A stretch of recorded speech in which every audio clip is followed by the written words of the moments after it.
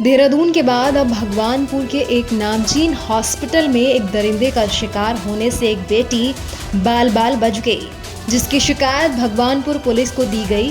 हालांकि पुलिस ने बिना देर किए मामले का संज्ञान लिया और पूरी तरीके से कार्रवाई में जुट गई है।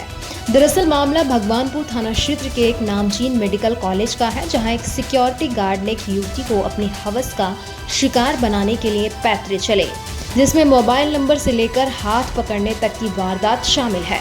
अब सवाल इस बात का है कि नामचीन मेडिकल कॉलेज इतनी बड़ी लापरवाही कैसे कर सकता है, जबकि इससे पहले भी एक मामला सामने आया था जिसमें महिला सम्मान के लिए कुछ नहीं बोल पाई, मगर आज उसका उल्टा हुआ। युवती ने आपबीती सीधी तौर पर फोन के जरिए मीडिया और पुलिस को बताई, जिस पर कार्रवाई होना निश्चित है। एक तरफ जहां राज्य व केंद्र सरकार बेटी बचाओ बेटी पढ़ाओ के नारे लगाकर बेटियों के सुरक्षित होने के खोखले दावे कर रही है, वहीं कुछ हैवानियत के दरिंदे मोदी सरकार को बड़ी चुनौती दे रहे हैं, जिसमें आईने की तरह तस्वीर साफ दिखाई दे रही है।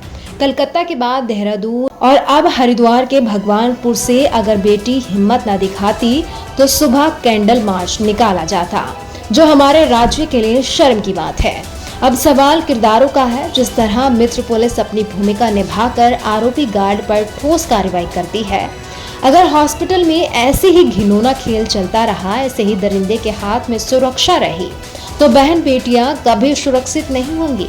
अगर हमने देखा कि मरीज के साथ जवान बेटियां उनकी देखभाल के लिए हॉस्पिटल में रहती हैं, अगर ऐसी ही हैवानियत रहेगी तो हॉस्पिटल भी अय्याशी के अड्डों में शुमार होगा। वही सुबह होते ही सम्मान के साथ आरोपी को भगवानपुर पुलिस ने छोड़ दिया, ताकि किसी बेटी को अपनी हैवानियत का शिकार ना बना सके।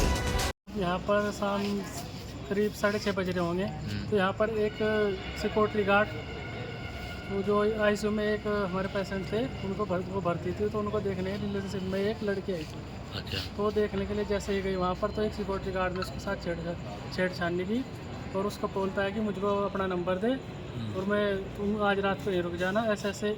अब ये देखो भाई साहब, यहाँ पर मरीज ही कैसे सुरक्षित रहेंगे।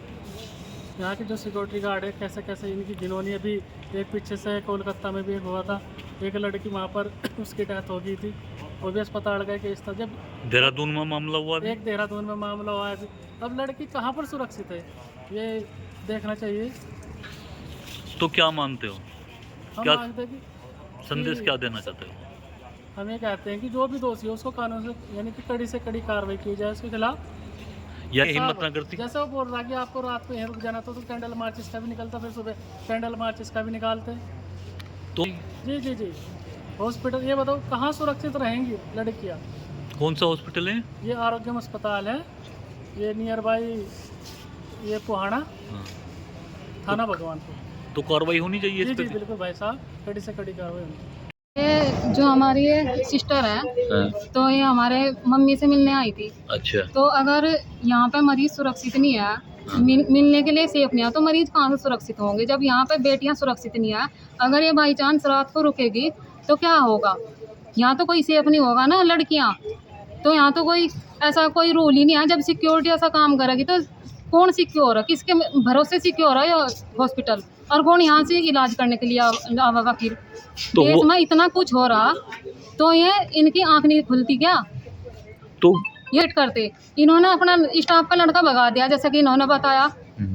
तो फिर सुबह को ये क्या करते? कैंडल लेकर घूमते सड़कों पर।